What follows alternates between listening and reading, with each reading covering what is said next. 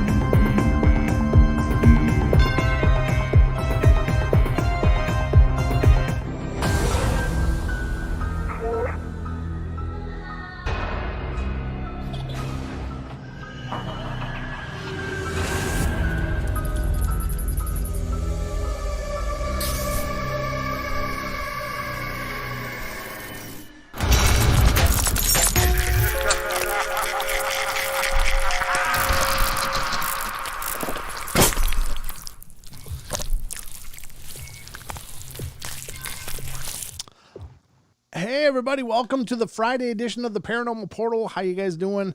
Hope you're all managing to keep your heads on straight and stay the course. I don't even know what the hell that means anymore because the course is always awry, but I am here with you. It's Friday night. We got 2 full hours of the Paranormal Portal. What more could you want? I think that's it, right? Isn't that what everybody wants? More of the portal?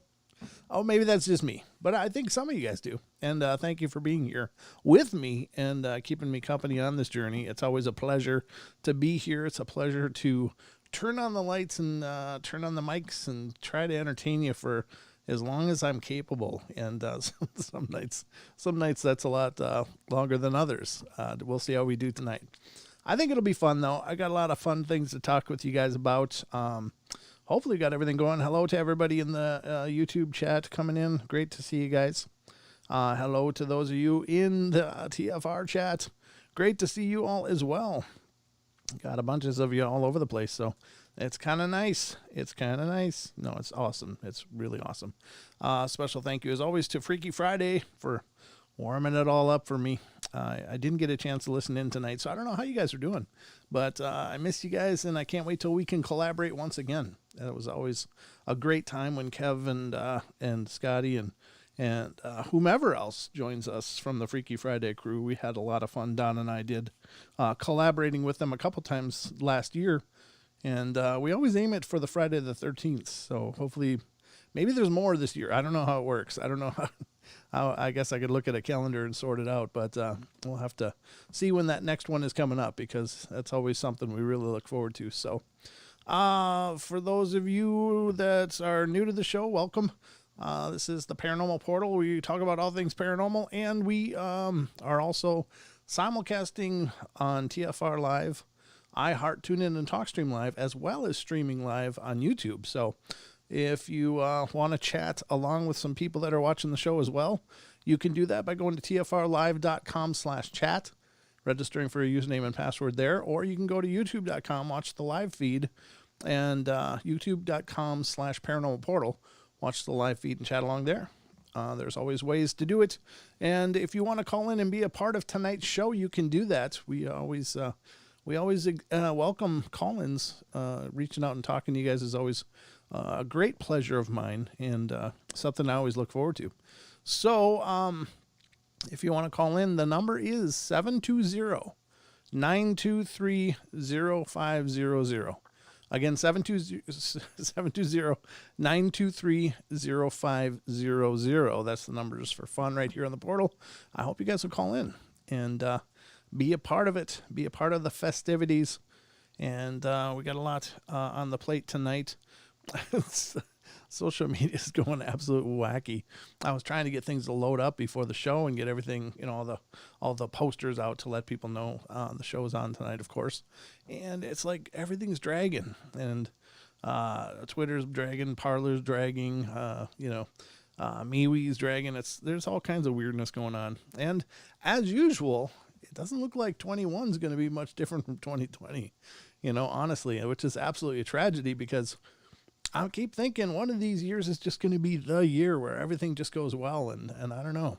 I don't mean to be pessimistic, though. I mean, anything's possible still, but there's still just so much upheaval and discontent in the air that it's hard to know what the hell's going on or when we're going to find normal again. But anyway, we're normally on Fridays nights, and I'm normally here, and I'm here. So maybe that's as normal as we're going to get right now.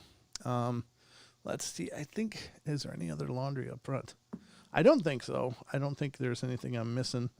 So I did get word from the Shadows podcast. I was on their show, interviewed on their show. It hasn't aired yet, though, and it's going to air this coming Friday. So a week from tonight, it'll be airing, or a week from today. That'll be available on their podcast. If you get a chance, definitely check it out. There you go, Bam. Yeah, I know. There's lots of things that are really creepy in the air for 2021. I know, brother. And I don't know how that'll all pan out. I don't know.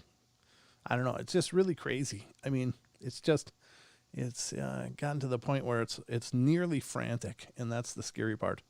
But I just, all we can do really is just focus on our moments, because the big picture right now is just too much, I think, for me. I mean, that's all I can do, because I hear you, though. I share all your concerns. But, God, I forgot what I was saying. I don't know. I forgot. But anyway, I guess this is the show. I guess we're all ready to go. And so there's no better way to start the shows than to get to the news.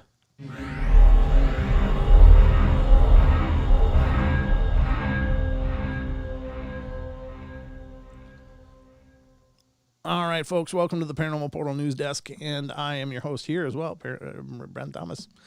The Paranormal Portal News Desk, it's always breaking news. All the time. Something's breaking.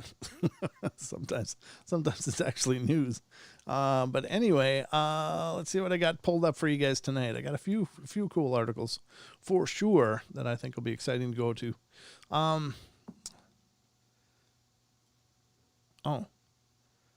No, I didn't know I pulled up this one. Okay, well, I pulled it up anyway, and I'm going to read it for you, because we oftentimes on the news we cover a lot of extraterrestrial stuff, and that's because there's a lot of ever since the new year, or just before the new year, there's just been a load of these press releases about the extraterrestrial stuff. There's a lot more craft have been being seen lately. People are seeing a lot of lights apparently in Hawaii, for example, right on. I think it was on New Year's Eve. They had that blue anomalous light that seemed to go into the ocean right in Hawaii there. So, and apparently the sightings for UFOs are really up. And I don't know if that's an increase in the numbers of actual events, or is that just more people talking about it, or some of both maybe. But this is an article from animalien.com, and this article is signals of extraterrestrial civilizations may be coming to Earth already now. And I think we've been hearing about that quite a bit with the fast radio bursts and stuff, but there may be really natural explanations for those. And I haven't pre-read this, so let's see what this says. It says, according to Roscosmos, I don't know if that's Roscosmos or Roscosmos, advanced alien civilization may be sending out signals across the galaxy, but these are simply imperceptible to us, for us right now. This is according to astronomers who believe that we can't possibly say there's no one out there just because we haven't spotted any alien signals so far. The existence of exoplanets orbiting their host stars in the so-called habitable zone indirectly suggests there are places in the cosmos that are favorable for life as we know it to emerge. According to our best estimates, there are between 100 and 400 billion stars, and at least that many planets could be habitable for life on Earth. To date, NASA has found more than 4,150 confirmed exoplanets in the habitable zone, many of which orbit their host stars. There are other 5,142 candidates, and many of them will turn out to be real exoplanets as well, according to the director of Roscosmos long-term programs in science, Alexander Bloshenko. It is quite possible that some signals based on non-classical principles incomprehensible for us today are going through Earth, Bloshenko explained.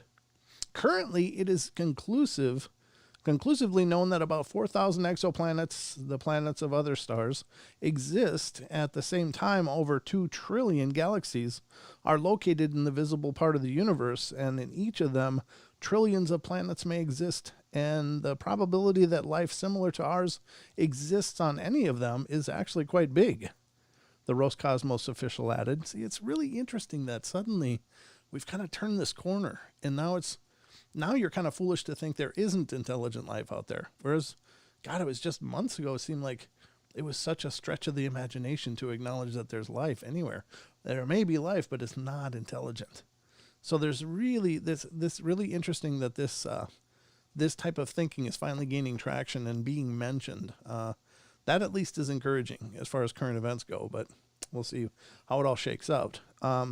It depends on many factors to understand whether we are alone in the universe. The most significant aspect is our ability to scan the cosmos for possible signs and look for planets that are similar to Earth.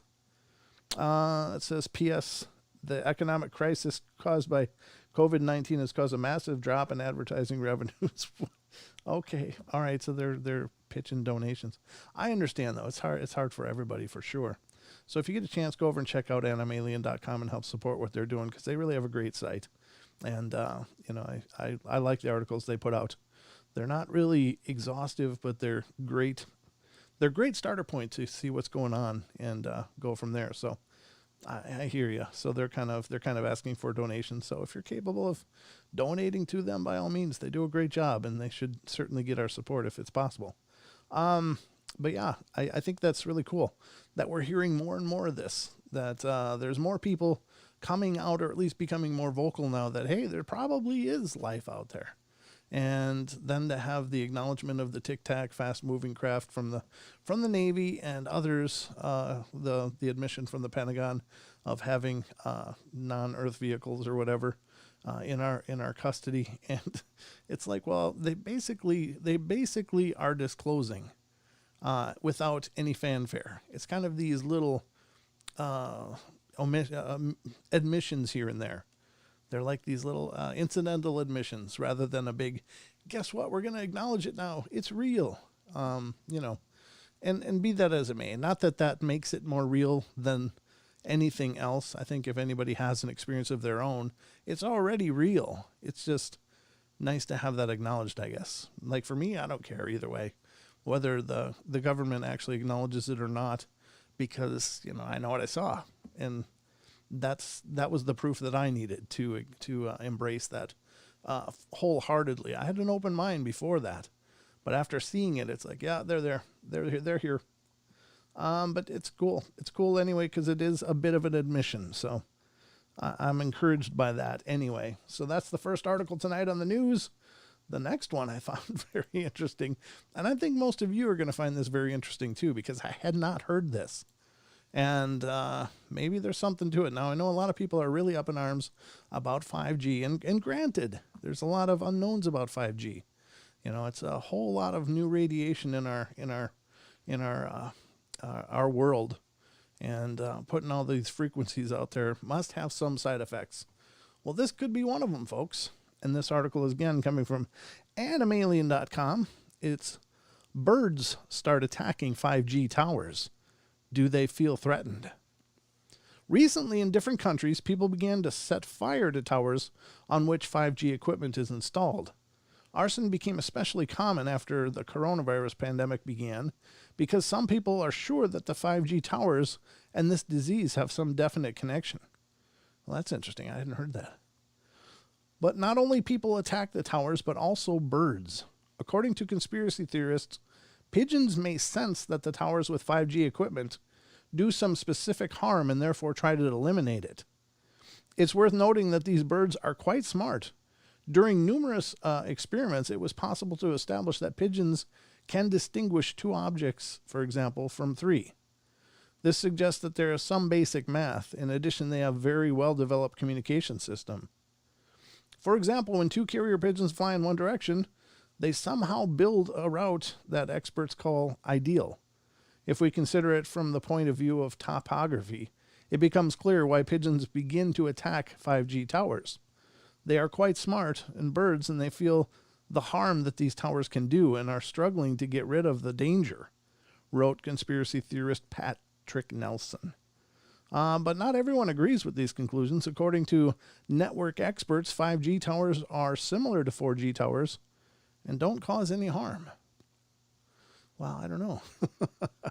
It's that whole ionizing radiation versus non-ionizing and all of that. And I don't think it's just safe to say, hey, they don't cause any harm. Because oftentimes we don't know what the hell something does for quite a while until it's had some real long-term studies attached to it. And I remember when they were rolling out 5G and the communications people were like, they were having a party about it. Hey, we're going to get this out there. It's going to be great. And we're not even going to wait for the safety studies. We're just going to roll this out. Now, that was an actual quote, so to speak. I'm kind of quoting what the guy said, but it was just like that. Those may not have been his exact words, but it was just like that. I'm like, what do you mean you're not waiting for the safety studies on that? That's insane. You don't throw things into populated areas just because you can get better internet, but apparently you do. I don't know how you feel about the 5G thing. Full disclosure, I've had a 5G router in my home for a year and a half or 2 years, and I haven't really noticed anything from it. But it's a small little router. It's not a big pole either, It's not one of those big towers. So maybe that's the difference. When it's generated with such power from one of those towers, maybe that's a huge different kind of 5G than I'm getting from my little router here at home. So just some food for thought. So birds may be attacking those things, folks. They might be going after them. And if they are, maybe they know something that we should know. I don't know. I know I believe there's countries out there that don't allow wireless at all. In fact, they had kind of started to unveil it, but after some weird medical anomalies were noticed, medical trends were noticed, they quickly shut it down and went completely to wired networks. And I don't know. I don't think that's too bad. I mean, here's the thing. I know more and more people use their smartphones for the internet. And granted, the faster that connection is, the better. But how fast do you really need it? I mean, for most people, their involvement on the internet is some kind of social media and probably some YouTube thrown in there, like peppered in there. So it's like Facebook and YouTube, or it's Instagram and YouTube, or something like that. So most people aren't probably editing hardcore and uploading videos on the go as they drive around, which would be really intensive kind of bandwidth hogs. Or, it's possible they're doing online gaming to a degree, but even then, the phone apps don't use the kind of bandwidth that a desktop app does for the most part. So I don't know. Are the birds taking them down? Maybe they are, folks. That's pretty wild stuff. There was more. I know there was. But again, if you get a chance, head over to animalien.com and try to support what they're doing too, because it bothers me that they're having trouble because they do a good job. They're doing good things over there. So got to keep this network of paranormal stuff rolling. Let me do this quick. Oh, this is interesting. And this is more physics than anything, ladies and gentlemen, but it is interesting. So I was going to bring this to you as well. I don't know what it is for sure, but it looked interesting. This is from unexplained-mysteries.com, and it is liquid glass identified as new state of matter. Scientists have revealed the discovery of a whole new state of matter within the transformation of glass. Despite being found in our windows, our phones, and our cars, glass is a material about which there is still much we don't know, as evidenced by the fact that scientists have only now discovered within it an entirely new state of matter that can be observed when the glass is neither a solid nor a colloid gel, but something somewhere in between.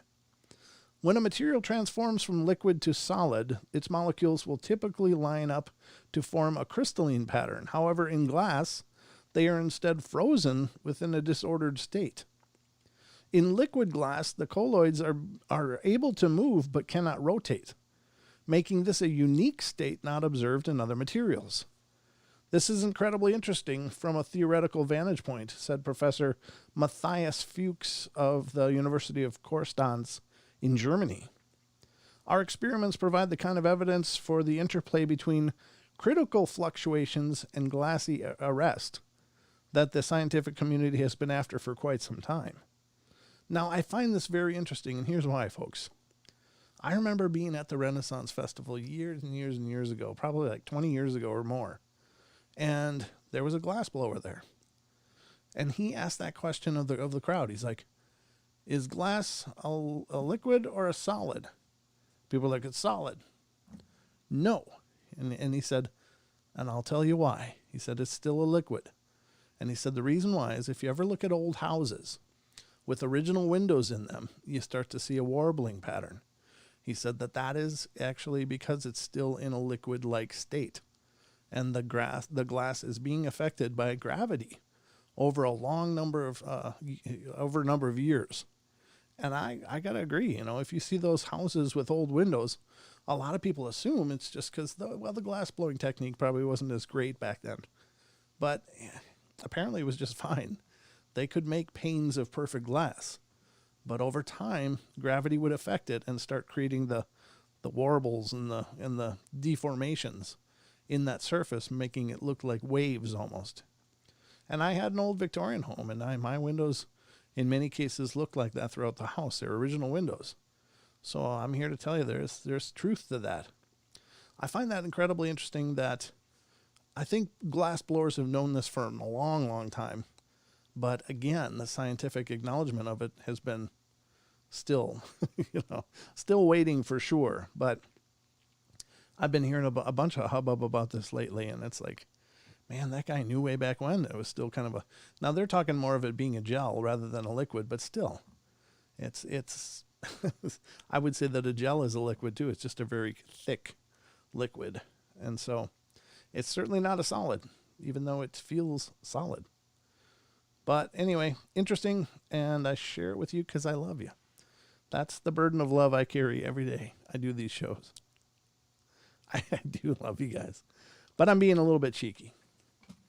All right, so that's another article for your viewing pleasure and listening pleasure. If you're on TFR, iHeart, tune in to TalkStream Live. Let me look at the clock. Okay, that might be able to squeeze out one more here. Let's refresh there. Oh my God. Well, it is winter. This is kind of timely. Let's see what it says. And this is hopefully a quick article. I think I can cover it in the amount of time we have left before the break. It says, this is from unexplained-mysteries.com as well. Here's why you should never, ever eat icicles.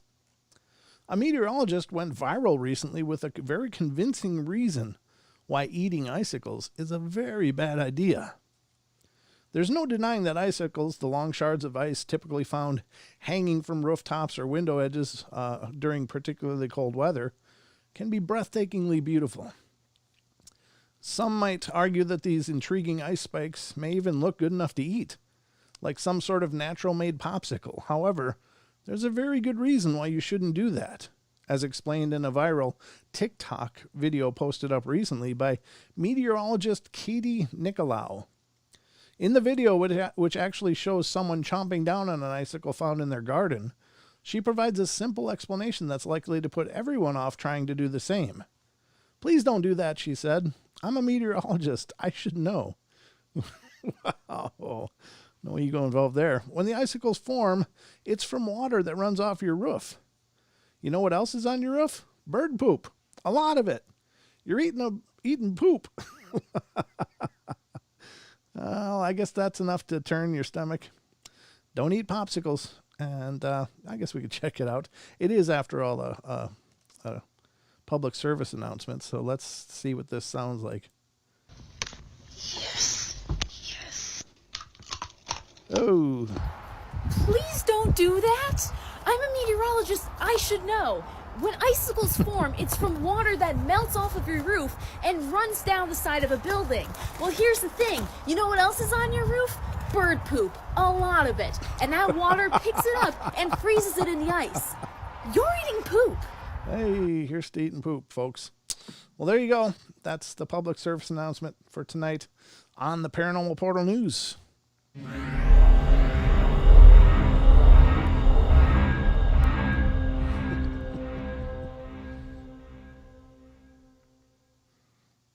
Well, there you go, folks. Just when you think you saw everything, then you see something like that. Don't eat. Oh, yeah, there's silence. Sorry about that, Bam. It was just a cute little TikTok video of someone chomping an icicle and a woman coming up and going, "Don't do that." And because you know what else is exactly what I read. So my apologies. I forget which night it is. But you're right. You're right. So anyway, that's the weirdness, and hopefully none of you will be going outside eating the poop, not at least willingly, only under duress. Now, I would like to say that make sure if you're listening to TFR, iHeart, TuneIn, or TalkStream Live, that you stick around following the show, because after the Paranormal Portal comes Paisley Wild, The Spaces Between, and she'll be getting into all kinds of goodness, I'm sure. So you may want to stick around and check that out. She does a great job on her show, and I like listening to it when I can as well. I just end up getting done with my show and getting busy, so I don't oftentimes get a chance to do that. But when I do, I really enjoy what she does. So give her a shot if you haven't heard her before. And she does simulcast her show on YouTube as well, and that's youtube.com/thespacesbetween. And we're about to go to our first break of the night, ladies and gentlemen. The time is going fast, and I don't know how it happens. I don't know. We're in a wormhole or something here.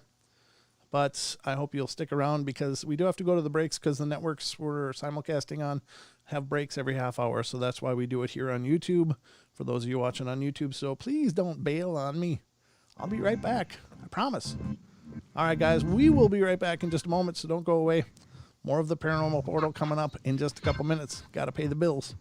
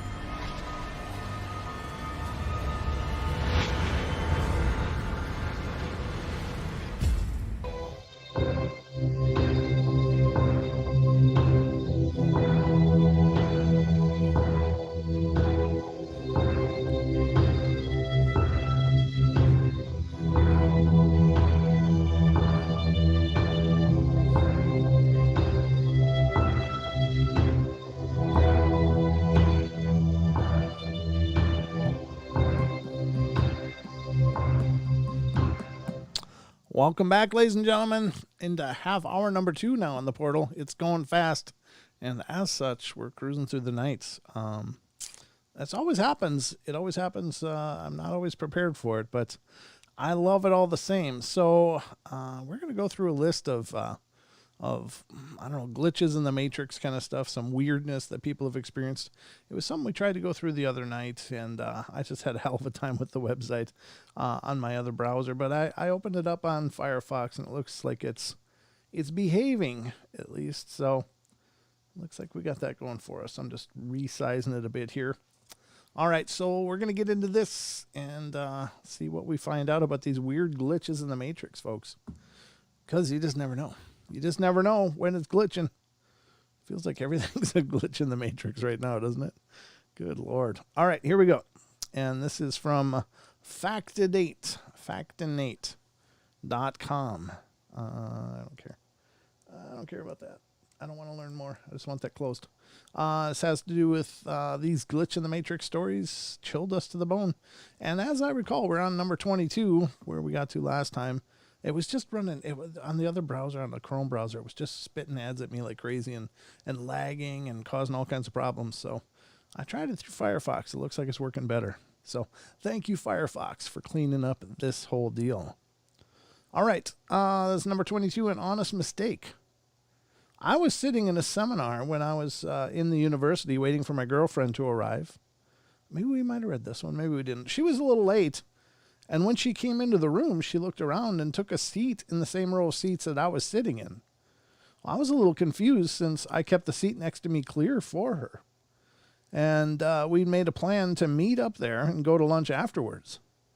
So I was looking along the row of seats to catch her eye and make her recognize me, since I thought she just didn't see me there and took a random seat. When our eyes finally met, it got weirder. She looked at me in a very confused way, then leaned back to let me see who was sitting next to her. The guy looked just like me. Face, body, haircut, clothing. She thought he was me. Took the seat next to him, but then realized it wasn't me, and since he didn't seem to recognize her when she said hello. We never saw him before and never saw him again after he left the room that day. Wow, what are the odds, right? I don't know if they were dressed identically or if it's just the same style of dress. I don't know, but still, that's kind of creepy. They say everybody's got a doppelganger, so I guess that's possible. But, man, that's not how you imagine meeting them, I suppose. This is one called the Disappearing Act. When I was doing my internship, there was a guy across the way from me as we were traveling on the public transport line. I noticed him because he was wearing an intricate brown suit and checking a pocket watch for the time very often. When we both got off at the same stop by the school, he had a quick pace and was rushing ahead of me.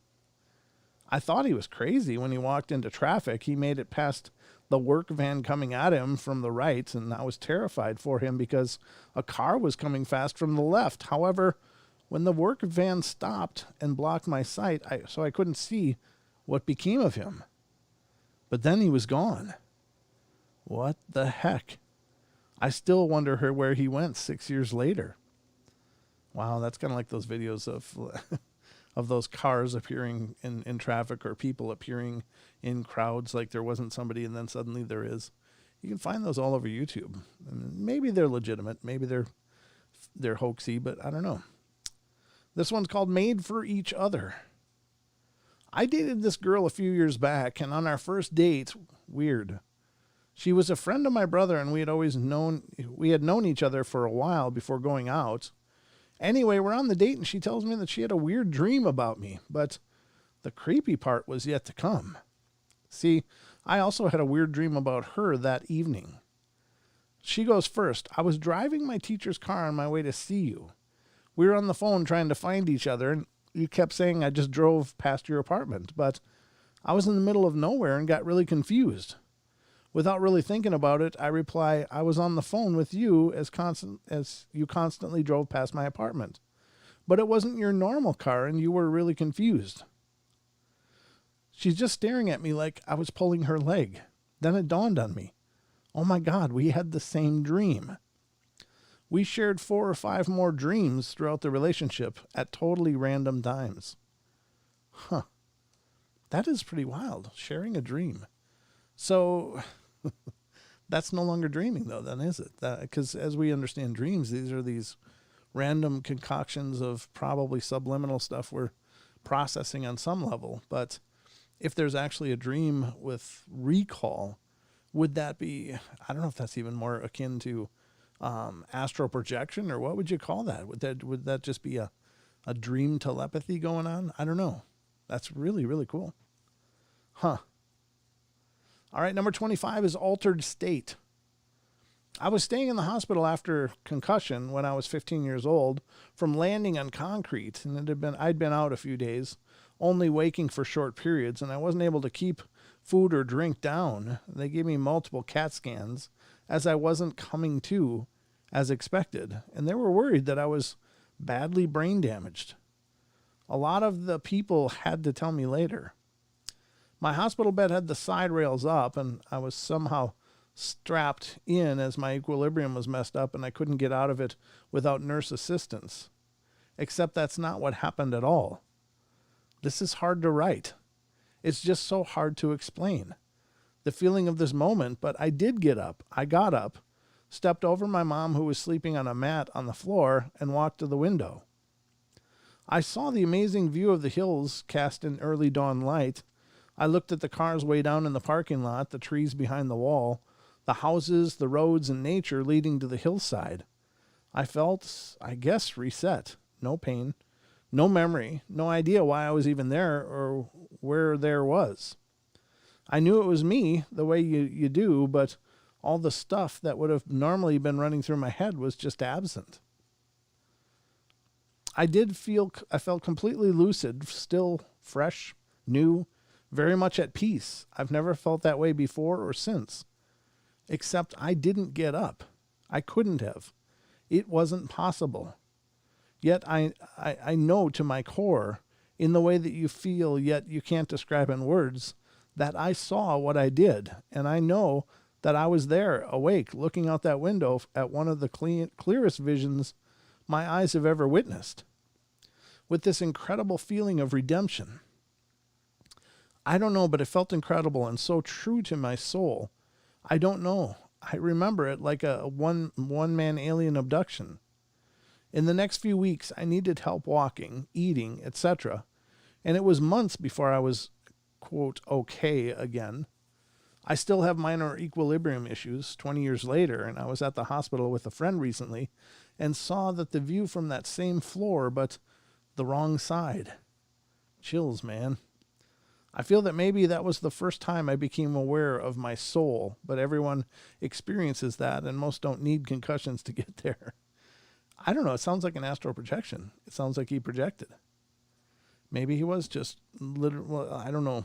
There's, of course, a difference between just walking out of your body with your soul and just projecting, as far as I understand it. But I think this person just had a very lucid astral projection. Probably due to that damage, maybe he had been astral projecting a lot up to that point too. It's hard to know, but here's another one, 26, in the cards.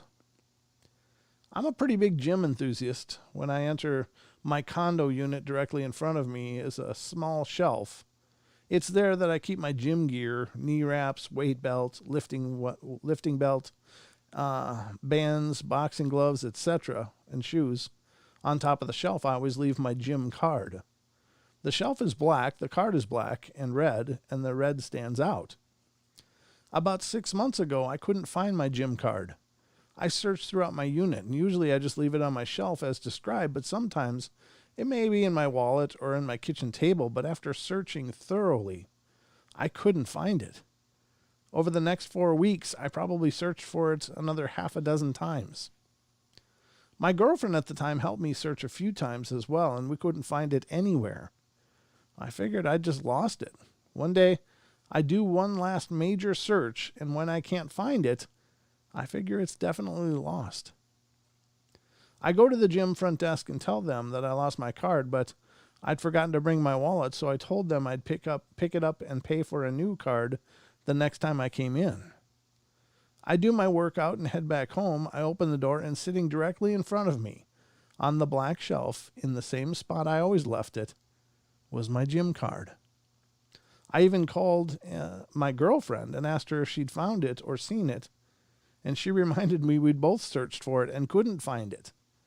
It was so bizarre, but I've had multiple weird things happen in this condo. That sounds like a D port and an A port. That's the terms for when a spirit takes something of yours and then returns it. A ports are when you get these weird gifts, or maybe you just find something you've been looking for. D ports are when it's suddenly missing. Yeah, that's pretty wild. It's pretty common though in the whole haunting community. Number 27, he's got your number. My wife and I were driving out of Texas to come back home to Ohio, and we stop at a gas station in the middle of nowhere. Kind of a run-down little place, and my wife goes in while I'm filling up. I finish and pay at the pump and decide to head in to use the bathroom real quick. I walk out, and my wife is in the checkout paying with the cashier. I walk up, and the cashier just starts looking at me.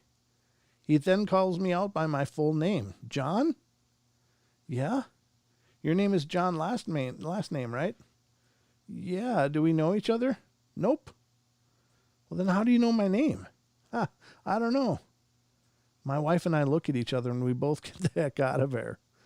I don't have a common name. I've never been to that gas station, let alone that town ever. Every time my wife and I think about it, we just can't explain it. Huh. That's creepy. Number 28, missing something. I was playing with my friend. I was just, when I was young, by the pond. We spotted some boys, and being the bad girl that I am, I pulled a blueberry-flavored lip gloss that I got free in a magazine out of my pocket for us both to use to make the boys like us. I thought that's how life worked. We started hopping along the stepping stones in the pond, and the lip gloss falls out of my pocket into the pond. Both my friend and myself saw this happen. I was angry because it was the only makeup my mom allowed me to have. Cut to about 5 hours later, I get home and go up to my room. The blueberry lip gloss is on my pillow. Ooh, that's kind of cool. See, some of these, I don't know if they're glitches in the Matrix so much as just someone showing up, helping out. I don't know. Number 29 is well read. One time when I was maybe 7 or 8, my mom was reading The Hobbit to me. And we got to a spot I had heard somewhere before, and I told her, I think she read this part already. Well, she insisted that we had never read it and went back to reading it to me, so I started saying the lines with her, word perfect. She stopped and looked at me while I continued quoting it flawlessly. Yeah, that's not normal. Especially The Hobbit. My God, that's a wordy work. Number 30 is a message from the universe. When I was 23, I went abroad to Barcelona for a workshop. The workshop was based in an obscure part of the city, and I always thought I'd never be able to find that area again. Fast forward about 15 years, I score a job in Barcelona, get off the plane, and go to the hotel near my new office. And it's across from said workshop. I worked there for 3 years, and when that job ends, I moved countries again for about 5 years. About a month ago, I was invited to interview for a job, and guess where the offices are? Yep, around the corner from the workshop that I thought I'd never find again. It's got me wondering if it's a coincidence, or maybe if I should just move to that area until I work out why the universe keeps sending me there. Yeah, I think that's pretty cool. I mean, I do believe that, I don't know how to say this because it almost sounds like you don't have free will, but you do. But I think our steps are sometimes really guided, and that we're brought to things that we need for whatever reason. Now, I don't know the nature of that workshop and stuff, but maybe there was something about that experience that the person needed reminding about. I don't know. Sometimes it's just that simple, but who can tell? That's a pretty cool experience though. This one is missing time, number 31. Missing time. After a bath, I went to put on clothes, blacked out, and woke up on the floor, sitting upright against the sink and dressed.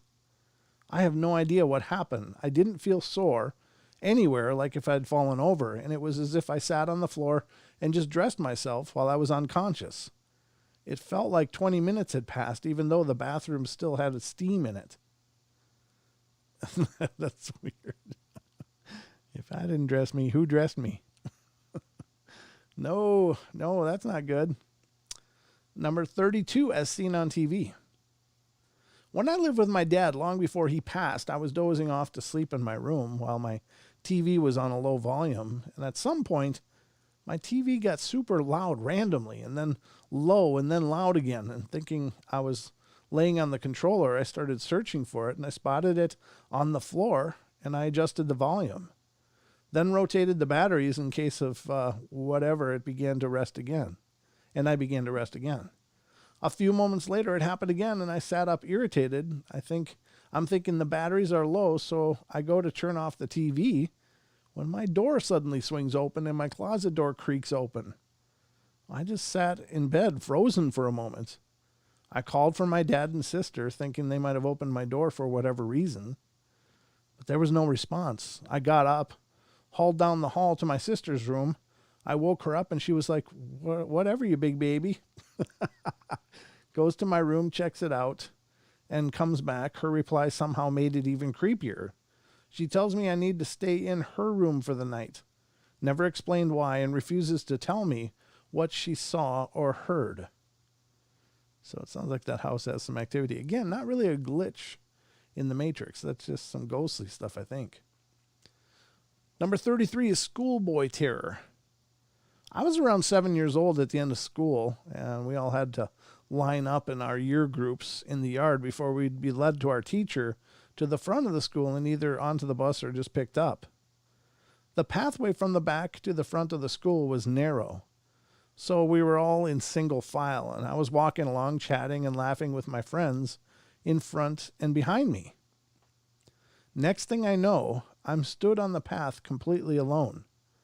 The teacher comes running back from around the front of the school and says, "Craig, hurry, you missed the bus." It had literally missed or skipped a few minutes of time.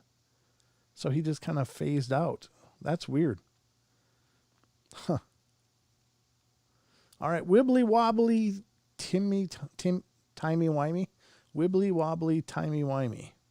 It was my senior year of high school. On my 30-minute lunch, my buddy and I drove all the way from my school to McDonald's, which is normally about 10-minute drive one way, so 20 minutes round trip. However, we stopped by my house, which is in between the school and McDonald's. I grab a shirt, changed, leave, and we drove down to the street.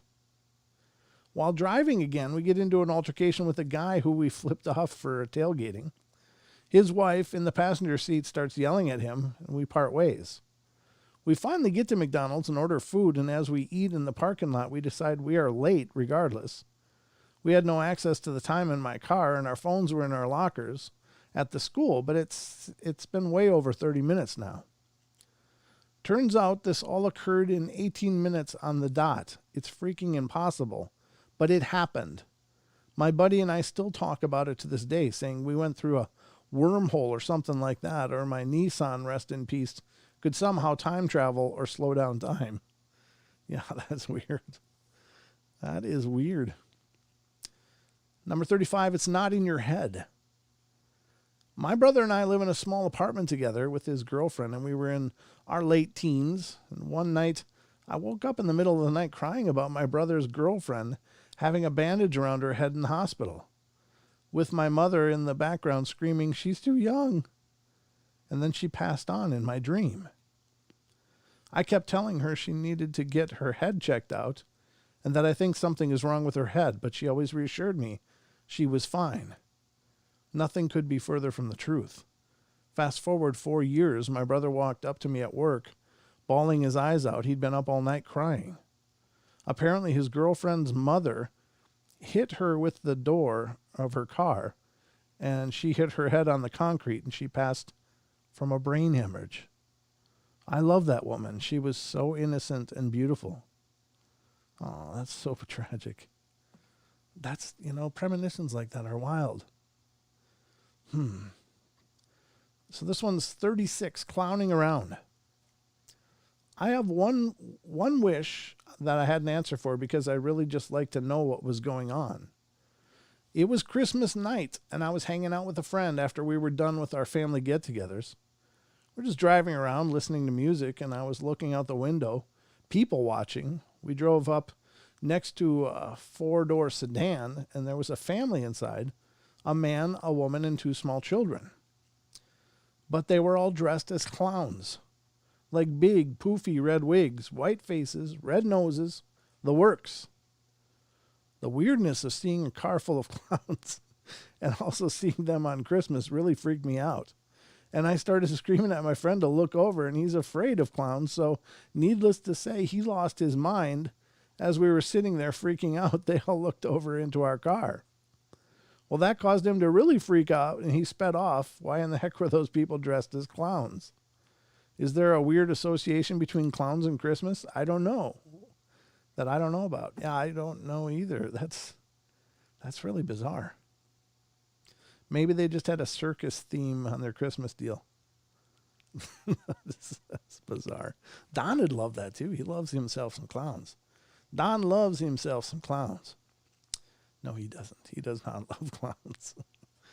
All right, so here's one total recall. I occasionally have dreams where a few months or weeks down the line I experience that moment. But I always forget what the dream was about right up until it happens. My first experience was in 6th grade when I had a dream where I was having a conversation with my teacher. Well, at the time I was sat in the back of the class, and that was about when I had the dream. Fast forward 2.5 weeks, and I've been moved to the front of the class, and it happens. There she is, talking to me about some work I need to do because I was absent for a few days. And then I have this deja vu moment, and as she's speaking, I'm staring blankly at her, remembering this conversation. I told her, and her reaction was the exact same as in my dream, facial expressions and all. To this day, I still occasionally have these dreams and moments, and to this day, there's no way in the heck I can explain them. This one's called Spectres at Dawn, number 38. This happened to me several years ago when I was living in California and working at a great job in a downtown coffee house. I loved everything about that job.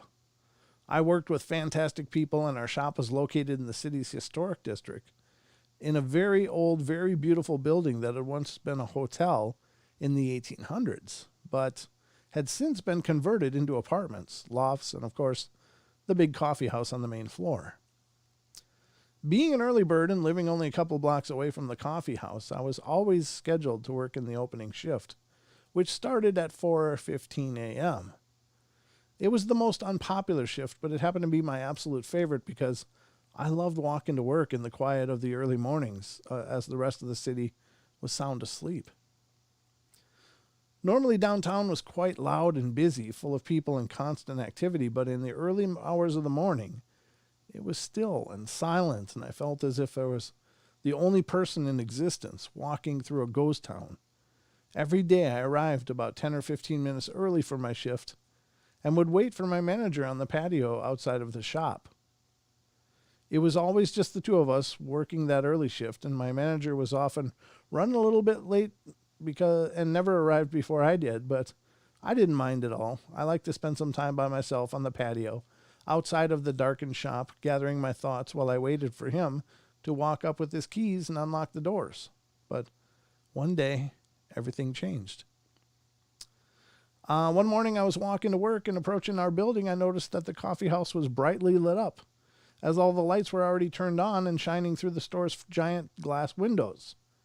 Well, I was about 10 minutes early that morning, so I was really surprised to see that my manager had arrived before me and had already started opening up the shop. I walked up to the glass door and pulled the handle to let myself in, only to find that it was locked shut. That wasn't really unusual, as we often keep the doors to the employee entrance and the main entrance locked while we get everything ready for the day and went through our morning procedures until 5 a.m., which is opening time. What was unusual, though, was... Oh, man, I'm not going to be able to read this before the end. I'll pick this one up on the other side, ladies and gentlemen. I timed this one terribly. I don't think I could possibly get through it. It's suddenly they threw us a long one. So we'll pick it up on the other side after the break. We're going to go to our hour break here, ladies and gentlemen. So don't go away. Obviously, we'll be right back. Again, if you're new watching us on YouTube, make sure to get subscribed and like the stream. And please share. If you want to help the portal out, share these streams. It really means a lot. It's the best way to help us grow. So we really appreciate it. So anyway, folks, we're going to go to break. We'll be right back. Just a couple minutes. Don't go away. Don't leave. Don't leave me. All right.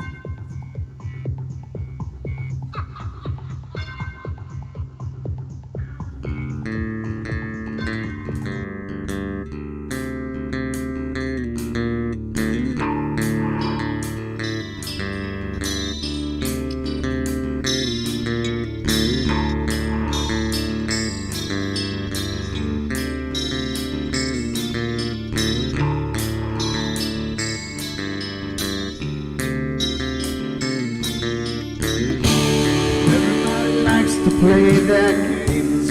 Everybody loves to place their bets.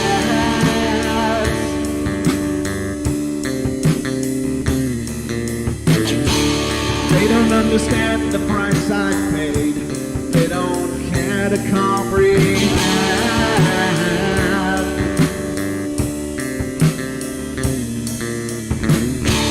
Trace their lines upon my body, dripping scars across my heart.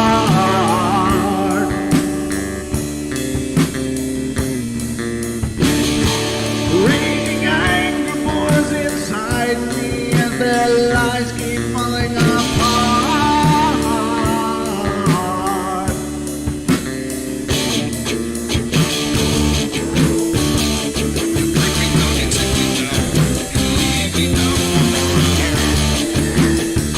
But I'm not joking, yeah. I'm not joking, yeah. I'm not joking,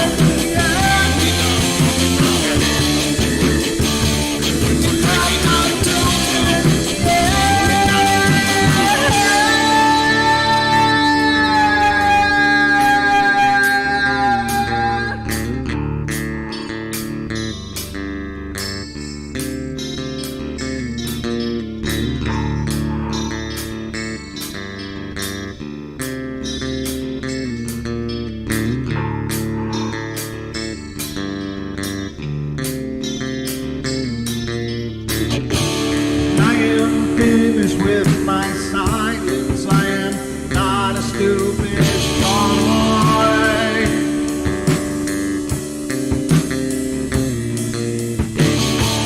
No more breaking me with kindness. Just you dance upon my joy.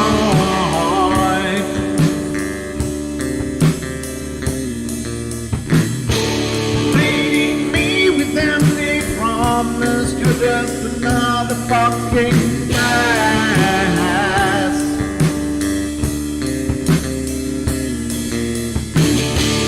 Taking off the slice of my sanity. Just make sure that you're well fed.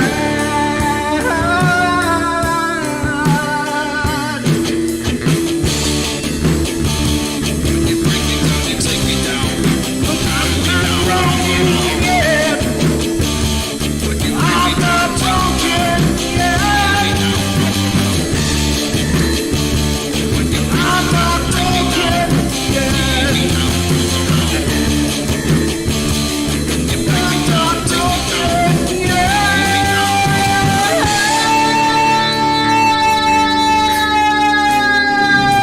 They make it a perpetual dream state, a nightmare from which they cannot wake.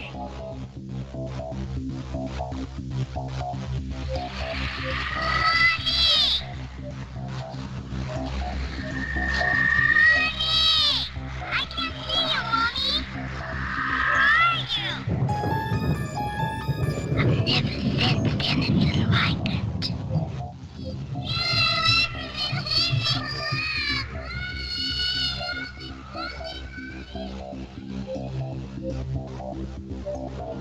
Caroline is not like those she's with.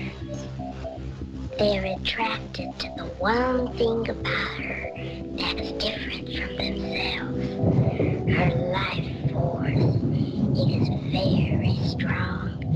It gives off its own illumination.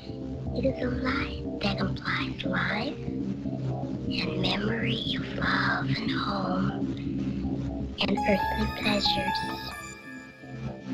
Something they desperately desire, but can't have anymore. Right now, she's the closest thing to that. Poltergeists are usually associated with an individual. Hauntings seem to be connected with an area. A house, usually. Poltergeist disturbances are of fairly short duration, perhaps a couple of months. Hauntings can go on for years.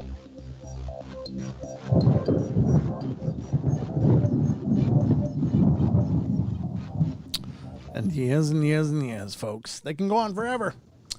As can the portal, if you love us enough. The portal can go on forever with just enough love. And continued growth. And continued growth, of course. That's always part of it. Hi, everybody. Good to see y'all. Hey, I'm Kat. Hi. Let's see who's in here. Who's in the, let's see, TFR? You have. Lucky's in there. Bam's in there. Nightshade's in there. Psycho Dave 321's in there. Paisley's in there. And Paradoxical Anomalies in there. And then we move over to the YouTube, and we are joined by Cha-Cha, Chris Jarvis, Chris Sirk, how you doing? I hope I pronounced that right. Ethan, how you doing? Gemgwin. There's always new variations of that name. I think it's the same person. Lewis is in here. Lunatic Fringe is in here. M-Cat's in there. Mary Bond. Mr. Misser is in there. I'm in there. Rex Goodrum is in there. Sandra Piper. And someone else came in. But Aussie Tiger, of course, is here. In case I didn't say that already. Oh, D. Ocean Schweiger's here. Hello. Good to see you all. Thank you all for joining me. Of course, those are just the people that are chatting. There's always more, but the chat, as the chat happens, it gives me the participants list. Unfortunately, I can't see exactly how many people are watching, or who they are rather, but I can tell you that those are the ones that are chatting and talking. So welcome everybody. Thank you for being here. Of course, the phone lines are open, 720-923-0500. Remember to stick around after the portal on TFR, iHeart, TuneIn, and TalkStream Live for Paisley Wild, The Spaces Between. A lot of great programming coming up yet on TFR for the night. And then followed by World Bigfoot Radio. So always something good. Fridays and Saturdays are especially magical days on TFR. And those are the 2 days we're on it. So I'm a bit biased. No, every day is wonderful. There's just a lot of great hosts over there. So if you're not familiar with TFRlive.com, get familiar with it, because no matter what you're into, I'm sure you'll find a show on there, on the network over there, that you like. There's a lot of great, intelligent, brilliant thinkers, and some amazing people. Lucky, who I mentioned, is in TFR chat. She's one of the hosts on there from the network. So it's and a dear friend as well. So always something great. Quantum Connections is her show. Now we were working on a story before we hit the break, and let me recap where we're at. This person always gets up every morning, has the early shift, lives close to the coffee shop they work on, has the early shift, starts basically at 4 or something like that, and doesn't mind. They always get there early and wait for the manager to come, who's always running late, and they open the store together and do their shift. But this time, the person's talking about she got there normally 10 minutes early, and the store's already lit up. So he or she is thinking, wow, the manager must have made it early finally, and is going to try to go in because the place is all lit up, but the doors are locked. So I walked up to the glass door and pulled the handle to let myself in, only to feel that it was locked shut. That isn't really unusual, as we often kept the doors of the employee entrance and the main entrance locked while we got everything ready for the day and went through our morning procedures until about 5 a.m., which was our official opening time. What was unusual, though, was the sound of music.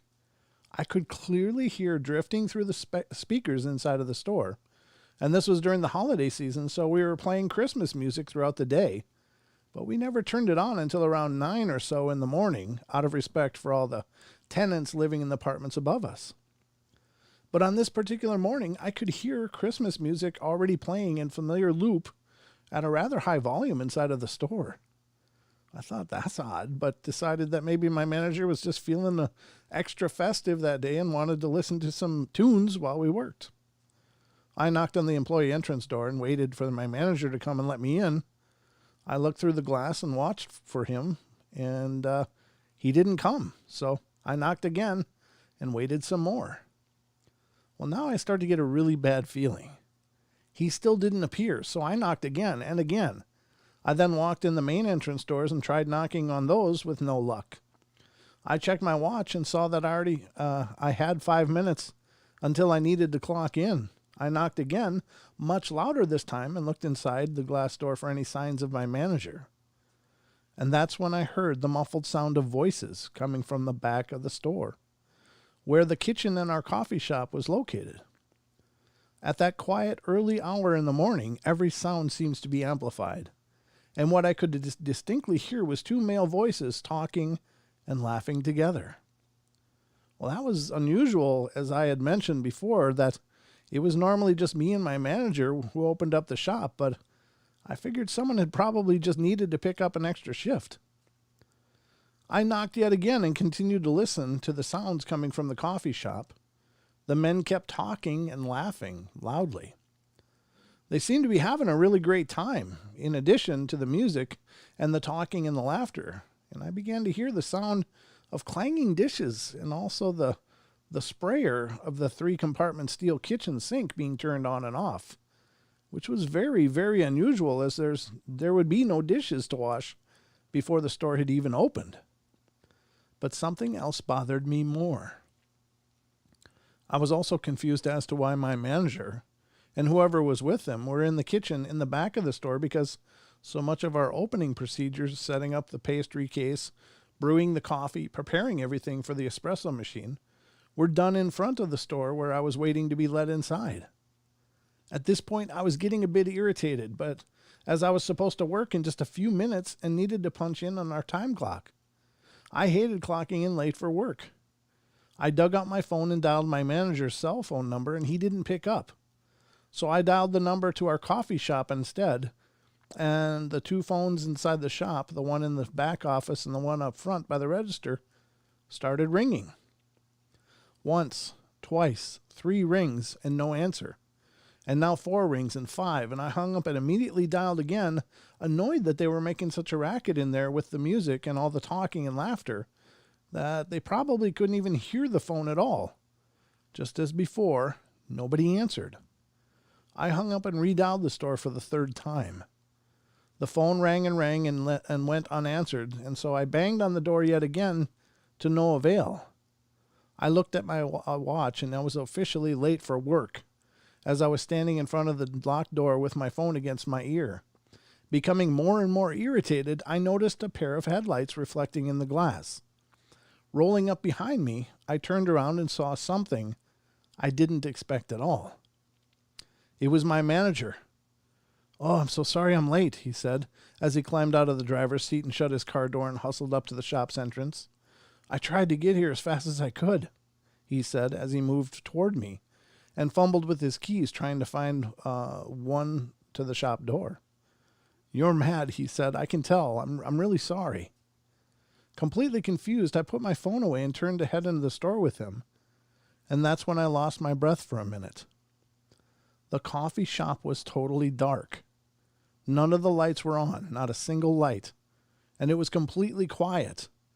The Christmas music had stopped and had no voices and no laughter. All of the loud noise had disappeared. I forgot to put this up. Every sound I had been listening to just seconds before had suddenly vanished. "I promise I'll be here on time tomorrow," my manager said as he fit the key into the lock. "I'll even be early. You'll be shocked." Little did he know that I could not possibly be more shocked to see him than I was at that very moment, as he opened the door to the silent, completely empty coffee house.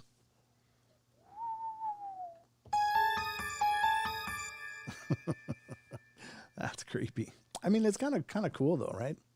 Because it's a kind of a festive thing. It sounds like a festive thing. I don't know if I was an earthbound spirit, I'd be doing stuff like that. I know I would. I'd be like, going places and turning stuff on. I'd be probably a huge pain in the butt. I'm just saying, I know myself. I know I know that I would do that. All right, number 39 is an act of God. I used to collect cards as a kid, baseball cards, hockey cards, comic book cards, etc. I was collecting cards from the original Teenage Mutant Ninja Turtles movie at the time, and there was only one card missing in my set. I couldn't get my hands on it no matter how many packs I bought, and I was getting more than a little obsessed. My family was on a road trip, and I was in the back seat with my window open. A truck passed us on the highway, and there was a large gust of wind. My one missing Ninja Turtle car blew into the open window and landed on my lap. Wow, that's awesome. That is really cool. Wow. That's a present right there for sure. Things like that happen. I mean, what are the odds? If you were to try to assess mathematical odds for that event to happen, I mean, what would that take? Yeah, I mean, that's astronomical. You would have to have much better odds of like winning the lottery 50 times than that happening even once. That's incredible. Follow the White Rabbit is number 40. When I was first teaching myself to speak Croatian, I would come home every day from work with a few new words in my vocabulary, and the day I learned the word for rabbit, zek, I came home to my dog bouncing through a few feet of snow like a rabbit, so I nicknamed her Bialo Zek, or White Rabbit in Croatian. I called her that literally a half a dozen times or so that day when there was no one around. Later that day, my 10-year-old sister with Down syndrome came home from school. She doesn't speak English or any other language very well, and she has trouble pronouncing more than a word or two at a time. But when she came home, she went right upstairs to my room, pointed at my dog, and to my absolute astonishment, she very clearly said, White Rabbit. I'd never called the dog that in English, and that was the first day I ever heard the Croatian word for rabbit, so there is nowhere for my little sister to have heard this before. Needless to say, the experience gave me goosebumps. My sister has continued to surprise the family and keeps us guessing as to the nature of our reality. And that's beautiful. I think that those kids, kids on the spectrum, kids with Down syndrome, they are incredibly special. I think, I don't know. They have a different reality, but it's not necessarily as broken as we think. I don't know. I think they just have maybe a simpler view. Maybe it's even more complex. I don't know. I think they just have a real unique beauty to them is all I can say. I don't know if that makes sense or not, but I've always enjoyed talking to, children that are autistic. I enjoy talking to all children, but I find that so unique, the way that they see the world and just to hear how they put their thoughts together and stuff. And it's not like it's a foreign language or something, but they see things so differently, but uniquely and interestingly. 41 is higher, further, faster, more. In middle school, some friends and I were skating to the mall.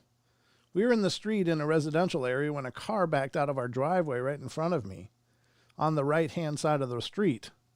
There were cars parked at the curb, so I couldn't see it coming until the back fender was already in front of me. Stupidly, I veered to my right, hit the curb, and left my board, airborne, on a pretty flat trajectory.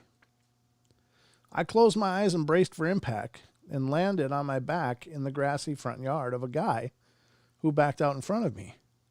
It knocked the wind out of me, but it wasn't too bad. When I sat up and looked around, I nearly had a heart attack. I was on the other side of a fence, wrought iron with brick and hedges. It had to be 10 feet from where I hit the curb. There's no way I should have cleared both his car, the fence, the hedges, and everything. Wow, well, that's divine intervention then, brother. This one's called Night Moves, number 42. I was in my bedroom. It was winter, nighttime, so the windows were shut. All the doors were shut. No fans were on. No breeze, basically.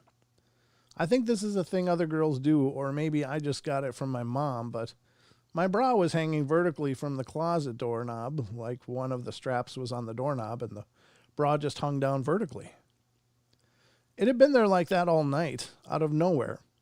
It swung like a pendulum from complete motionless to almost a 45-degree angle to the left, then to the right, then back to the left. It did this a few times before coming back to a complete stop. It's really weird, and it doesn't make any sense. There was nothing happening that could have caused that motion. It also swung in such a stiff way, it didn't twist or turn, just like a pendulum, back and forth a few times, and then stopped. No idea what that is. A ghost? Thank you. I just thought I'd throw that in there. All right, number 43. Reoccurring dream. I had a dream when I was about 7 where I got a t-shirt and hated it. Of all the dreams, like, God, I hate that dream where I get that t-shirt I hate. In my dream, I decided to throw it away in a corner of my room in a pile of other stuff. About 4 years later, I got another shirt in real life exactly like the one I threw away in my dream.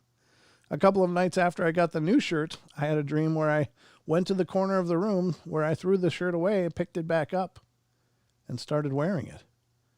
Not unexplainable, but it was bizarre to know that I remembered such a random dream 4 years later. Huh. Let's Play Games number 44.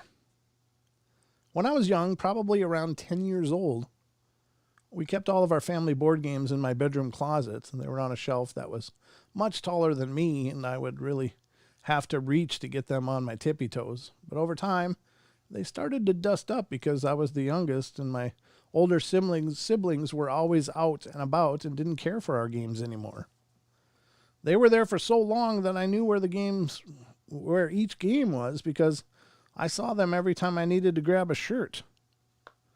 One night, I'm sleeping in my bed. I'm still preteen at this point, but I'm sleeping and wake up to a super loud crashing noise in my closet, as if something fell or broke in there. Now, I'm young, and it's dark, and I can't really see anything, so I'm absolutely terrified right now. My door is closed, and everyone is asleep, and there's no possible way someone is in my closet right now for any reason. I was so scared that I was paralyzed. I can't move, and I start to sweat. I was not about to go into the dark and open that door, and I wasn't going to get up and turn on the light.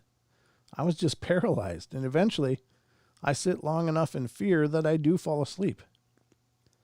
The next day I wake up, look in my closet, and I actually see a game on the ground, open with pieces lying everywhere, as if it did fall off the shelf, but there was a reason it made me even more terrified. The game was one of the ones stacked under 3 or 4 others, and those were still up there, stacked just without the one on the bottom. Ooh, that is creepy. Those games had all been sitting there for months and months now, and there's no way it was in a position to fall or anything like that. And there's no way in the middle of the night or an older sibling was coming into my room, into my closet, and throwing a game on the ground. Then staying in there afterwards long enough for me to fall asleep again before leaving. So strange, I still remember the fear and confusion of that night as a kid and have no idea how that happens or why. Why did that happen? A ghost. Thank you. I'm just going to answer all these quizzes tonight. All right, number 45, banking on it. Says, I was at a gas station getting a coffee. I went in to pay for my coffee. I tapped my card, and the lady at the till tells me it was declined. Don't you like that? Declined. I don't know what the hell happened to my voice just then. It's like I hit puberty or something. It was declined. There. I try inserting it with my PIN because maybe my tap wasn't working. The lady said it was declined again. There was no one else in the gas station at that time, so I'm like, hold up, let me check my online banking. I just gotten paid and knew I had money. I go to my online banking, And see, it says that I paid. I show her the transaction, and she starts insisting that it didn't go through on her end. Like, okay, lady, I'm not paying for the same coffee twice. Eventually, she lets me go, and she says she will check her settlement later. Next day, I go in to grab another coffee, and the lady tells me that I stole the coffee the other night, but doesn't make me pay for it. I'm angry because I just got a lecture when I know the money for the coffee came out of my account. I checked my online banking later, and there was no transaction for the coffee. Wow. Well, I wonder if that was a pending transaction. Like it was, you know how that stuff works in online banking. If you just buy something, it goes into pending. It's not actually cleared or charged against your account until it fully processes, but it'll be there as a debit until it clears, and then it becomes an actual debit. So maybe when the person looked, it's like, yeah, see, there's the coffee thing. So like the card machine knew it was there. The card was in there to pay for it, but it didn't actually finish that transaction. So that might not be as paranormal as the person believes, but it might be. It might be, but I don't know. That's a little suspect. I mean, especially when it comes to online banking, all kinds of quirky weirdness can happen. It can just happen, folks. Yeah. Got all spitty there for a second. Okay. Secrets Locked Away is the next one. I hope you guys are liking these stories. I think they're awesome. I love these stories because it's just people having their reality kind of turned upside down, and I think that's cool. I really do, and it sounds kind of sadistic, but it's like I like when people have to look at things differently than they might already have, or they might otherwise look at it. I love it when people's paradigms shift, and they gotta acknowledge something happened they can't explain. All right, Secrets Locked Away. My grandparents own a small cabin that my family uses from time to time. In the basement, it's a small laundry room with a deadbolt that locks on the inside, and with only one entrance, no windows. One day, my brother and I were watching television, and my mom comes and gets us. She tells us to go inside and wait for her there. Ooh. She comes out, calls my dad, who was running errands, and then the authorities, and apparently the laundry room downstairs is locked from the inside. We're not staying with anyone else. Officers come and get the door open. They revealed a chilling truth. No one was in there. It's a deadbolt, so you literally cannot lock it from the outside. That was probably 15 years ago, and I still think about it all the time. There you go. They have to acknowledge that something happened, that they just can't file away into the normal stuff. 47, playing prophet. I remember begging my mom to drive to the beach one day because I'd had a really awful and eerie dream that she'd get into an accident. Instead of asking me how I knew that's where she was going, she told me to enjoy my day at school. I was proven right in the worst possible way. When my grandmother walked into the classroom to collect me, I burst into tears instantly. All that dread I'd carried all day just came out. I ran over and asked if Mom and my sisters were okay. Her and my teacher exchanged weird looks, and I was taken home. Thankfully, my family somehow made it out unscathed despite having a telephone pole land in the center of the car. Still, I really wish my mom had listened to me. I think that's one of those things for sure. If somebody tells you something like that, I mean, it can be inconvenient. It can change your plans, but what if they're right? Is it really worth rolling the dice? Like, no, I'm going to go because I want to, and you can't make me. Or do you just go, are they getting something fed to them? Is this a warning? Is this that one moment that I could change it? I say you just risk it. You just, no, I don't mean risk it. Like go through with what you're going to do. If it was me and somebody said, look, I got a bad feeling you're going to have a really bad accident if you leave, please don't go. I'd be like, okay, I'm good. I'll stick around. I mean, you wouldn't have to sell that to me real hard. I'd be, yeah, good. Thanks for the warning. I'll stick around for a bit. Tell me when I can go or when it's okay. I don't think you'd roll the dice on those. And it's not like every time somebody has a feeling like that, it happens. But I don't know, if somebody's really, really like emotionally worked up because of this vision or dream, you got to pay attention to that. That's like your one chance. And if you don't, what are you looking to have happen? Now, in this case, the people worked out fine. It was fine. But they could have been not fine really, really easily. If a telephone pole came down in a car, I mean, that could be game over in a lot of ways. So I think those are the ones where you just go, you know what? I'll stick around. I won't do that today. We'll change the plans. So I think that would be me. I don't know about you guys, what you guys would do, but that would be me. I'd be like, nope, I'm good then. You say, what's going to happen? Train? No, I'm fine. I'll stay here and watch TV and change your plans. But just some thoughts. We are about to head to our last break already. Oh my God. And I'll tell you what we're going to do. We're going to come back. We're going to deal with a story about reincarnation. In fact, one of the ancient Egyptians that apparently was reincarnated. So it's an article by our very own Brent Swanser. So we'll get into that on the other side. Don't go away. It's going to be epic. All right. We'll be right back.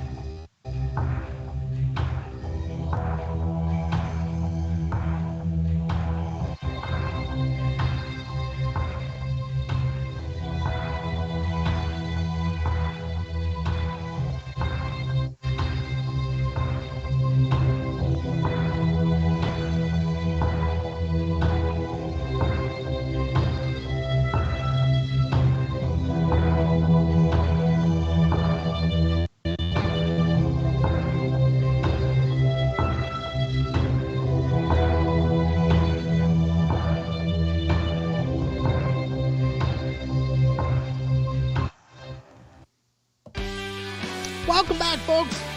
Here we are, last half hour of the show. Hope you guys are ready for fun and entertainment that only the Paranormal Portal can bring. If you like what you're hearing and you're listening on YouTube, please subscribe, like, and hit that notification bell. There's lots more fun coming yet. Even though there's only 1/2 hour left, we're going to get into a story of reincarnation of an Egyptian. I don't know if it's a pharaoh or what, but it should be good. So I hope you're ready.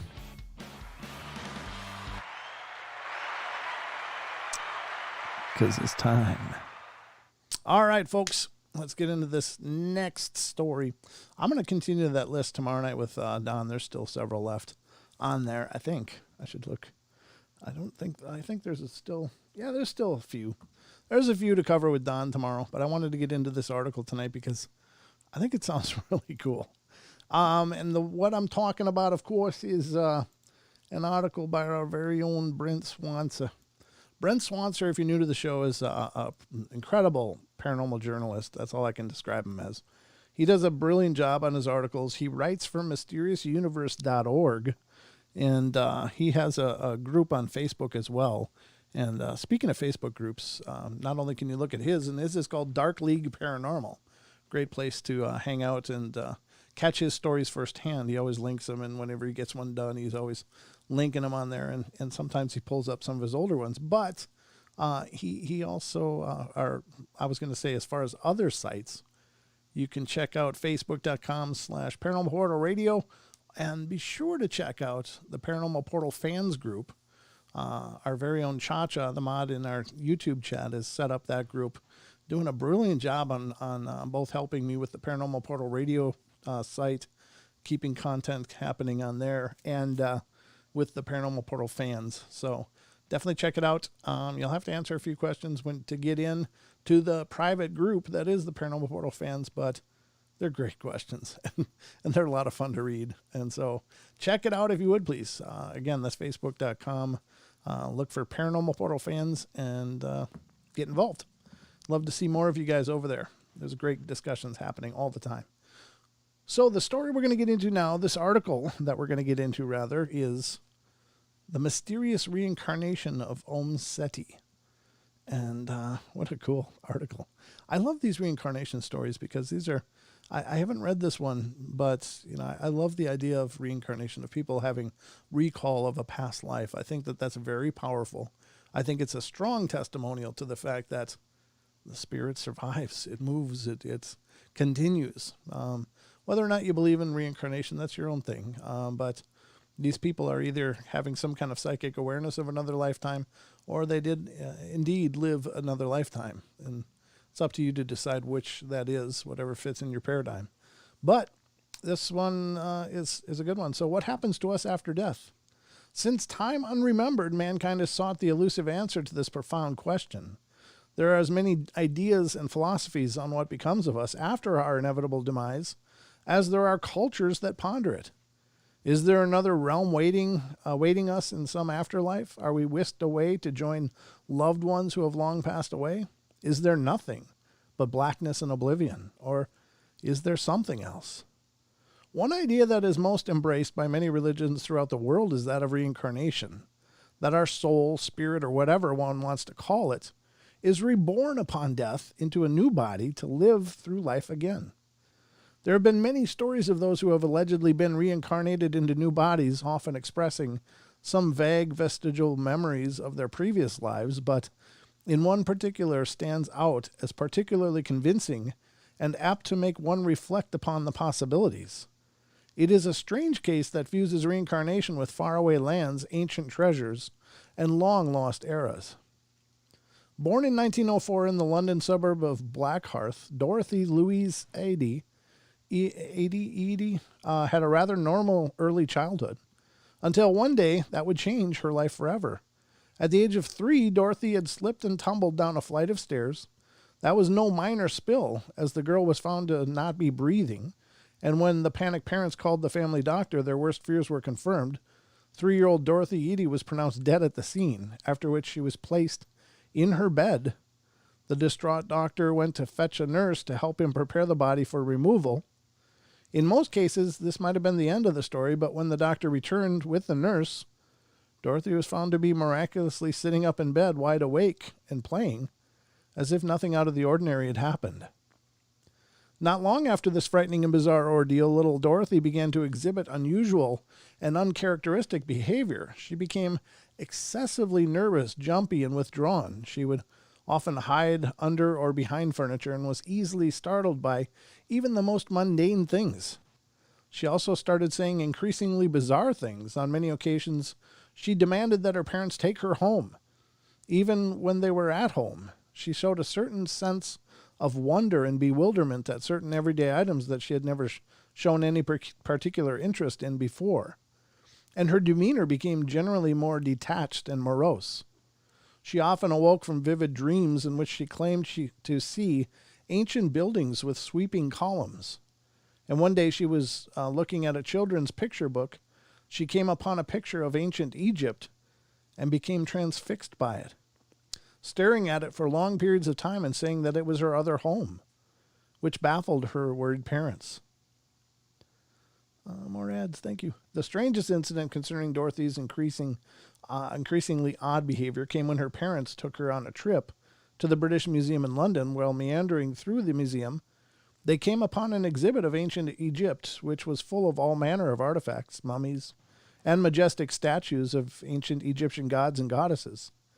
Dorothy's eyes lit up when they entered the exhibition area, and when she came across some statues of some gods and goddesses, she ran up to them and began reverently kissing their feet, looking at photographs of the ruins of the Temple of Seti the First, the father of Ramses the Great. She proclaimed that it was her home, but she was baffled by the lack of gardens and trees and asked why they weren't there.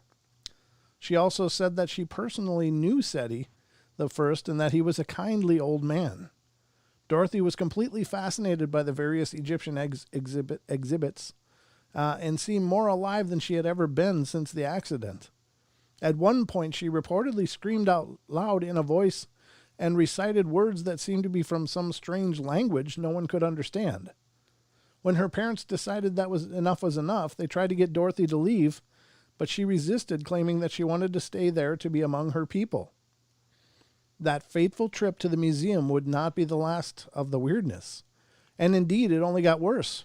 Dorothy's Sunday school teacher claimed that she had denounced Christianity as being similar to heathen ancient Egyptian and suggested that her parents withdraw her from the class because she was upsetting the other children.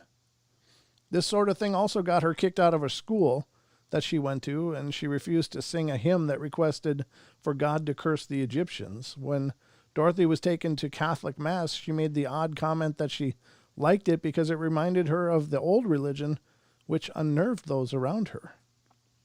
In the meantime, Dorothy would make many more trips to the museum to fawn over the ancient Egypt exhibits.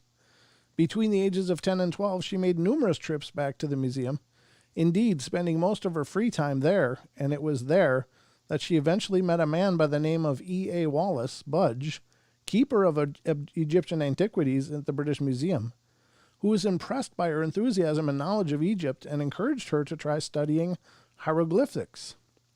She started taking a class on hieroglyphics, and her teacher was astounded by how fast she picked it up, making quick progress in a subject that most took years to grasp. When asked how she could learn the complex symbols so fast, Dorothy gave the cryptic response that she was not really learning them from scratch, but rather being reminded of her own language that she had long forgotten. Throughout her early teenage years, Dorothy threw herself into the study of books on ancient Egypt at the local library, showing a profound and intuitive knack for it. During World War I, Dorothy relocated to her grandmother's house in Sussex after a bombing raid, and she spent most of her time at the library there to continue her studies of ancient Egypt. It was around this time, when she was 15, that she began to repeatedly be visited in her dreams by a spirit named Hor-Ra, who told her that she was the reincarnation of a woman, Bent Reshit, who had long ago been a priestess at the Temple of Seti I at Abydos, Upper Egypt. Hor-Ra would frequently visit Dorothy in her dreams, and over a period of 12 months told her the story of her previous life. She was told that she had become a consecrated virgin at the Temple of Seti I, but had broken her vows by engaging in an affair with Seti, Rather than face certain horrific deaths at the hands of the high priest, she had opted to commit suicide. Dorothy would write dream journals of what the spirit told her in hieroglyphics, and by the time she was done, she had written around 70 pages of her story, all in ancient Egyptian. These visitations also led to severe bouts of sleepwalking and nightmares, which became so bad that she visited a mental hospital on several occasions for observation. Dorothy left school at the age of 16, toured a variety of historical sites and ruins around Britain, including places as Stonehenge with her father. She would later move to Plymouth and became a student at Plymouth Art School, where she began to collect a wide assortment of Egyptian antiquities in her free time, and participated in several drama presentations on ancient Egypt, taking the role of the goddess Isis. She also became politically involved in working for the goal of an independent Egypt, and took a job at the Egyptian Public Relations magazine, where she wrote articles and drew political cartoons to this end. It was at around this time that she met an Egyptian student by the name of Iman Abdel Meguid, who she ended up marrying. It was at this time in her life that Dorothy would finally go to the land she had dreamed about for so long. When she went to live there with her husband in 1931, it is said that as soon as she arrived there, Dorothy fell to her knees, kissed the ground, and proclaimed that she was finally home. She would go on to have a son with Iman, who she named Seti, and this is where her nickname Omm Sety or Omm Sety comes from, with Omm meaning mother of. Dorothy's marriage would prove to be short-lived, and they went on their separate ways in 1935, when Iman got a teaching job in Iraq and she refused to leave her beloved Egypt. She moved to live near the Giza pyramids, and it is here where she met the archaeologist Salim Hassan, who was very impressed by Dorothy's in-depth knowledge of hieroglyphics and ancient Egyptian history. It was through Hassan that she would get work at the Egyptian Department of Antiquities, the first woman ever to do so, where she worked mostly as a draft person and a secretary at first, but would go on to become an invaluable advisor to scholars with her extensive knowledge of ancient Egypt, as well as a prolific writer on the subject and skilled illustrator of ancient sites. In particular, Hassan found Dorothy's knowledge, artistic skills, and advice so helpful that he credited her with being invaluable when writing his 10-volume series on the excavations at Giza. Indeed, Dorothy's expertise in Egyptian history, hieroglyphics, and antiquities allowed her to become acquainted with many famous Egyptologists and archaeologists at the time. Notably, she was hired as a research assistant by the renowned archaeologist Ahmed Fakir. I can only pronounce it how it looks. Sorry, Fakri, I don't know. To help with his Dashur Pyramid research project. During these years, Dorothy showed various idiosyncrasies which caused a few eyebrows to be raised. She would sometimes spend the night in the Great Pyramid of Giza and was known to venture out at night to perform strange rituals, say prayers, and make offerings to Horus and the Great Sphinx. Despite these eccentricities, she was so well respected for her work and her knowledgeable on all things Egypt that none of her colleagues really thought much of it. It was not until she made the journey to Abydos, the location of the very temple in her dreams, where she was convinced she had lived a past life, that things would take a turn for the truly bizarre. Dorothy's move to Abydos came after the collapse of Fakri's Dashur project in 1956, when she suddenly found herself unemployed and decided to take a job as a draftswoman at Abydos, a move which would be commended by King Seti I in her dreams, in which he allegedly proclaimed to her that the wheel of fate were in motion, and it would be a time of testing for her. She decided to make her home in a humble, modest village near the temple, where she would be called Omm Sety more and more, until it was how everyone addressed her. Omm Seti's main job in Abydos was to chronicle and translate blocks within the ruins of the temple of Seti I at Abydos, to copy down various inscriptions within the temple, as well as draw plans of the architecture there, all things which she was exceedingly intuitively, almost eerily good at. She was also known to remove her shoes when entering the temple, perform rituals, give offerings, and worship the ancient gods that she believed resided there. She spent so much time at the temple that she even turned one of its rooms into her office. Omm Sety remained invaluable to research on ancient Egypt while in Abydos and was heavily relied on for her incredible ability to translate notoriously difficult texts in hieroglyphics and confounding works of art that even experienced researchers had trouble with. Despite her lack of any real extensive formal training in the area, in addition to her translation skills, Omm Sety displayed a deep understanding of ancient Egyptian customs and traditions, as well as a phenomenal grasp of folk medicine and various obscure religious practices, and was often consulted on the finer points of such things. She even wrote a series of books and articles on the subject of ancient folk and religious traditions for the American Research Center in Egypt in the 1960s. Throughout all of this, Omm Sety showed an innate knowledge of such things that seemed to go beyond mere study from books. Omm Sety also immediately started demonstrating knowledge of the Temple of Seti, first at Abydos, above and beyond what any layperson could possibly know, through merely reading books or articles on the subject, and indeed things that were not to be found in any such sources to begin with.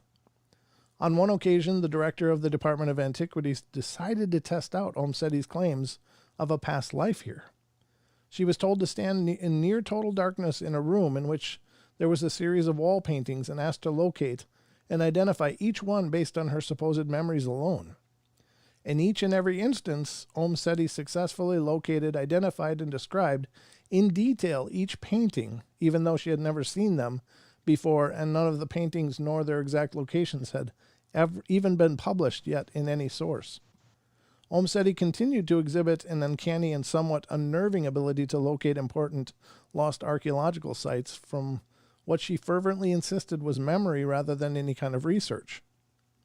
On one occasion, she told archaeologists to dig in one spot because she remembers a garden being there in the past, and when they dug, they discovered the garden of the Temple of Seti, that no one had even been aware existed at all, exactly where Omm Sety had said it would be. She also was able to locate several important artifacts from where she remembered them being, and was on the mark every single time.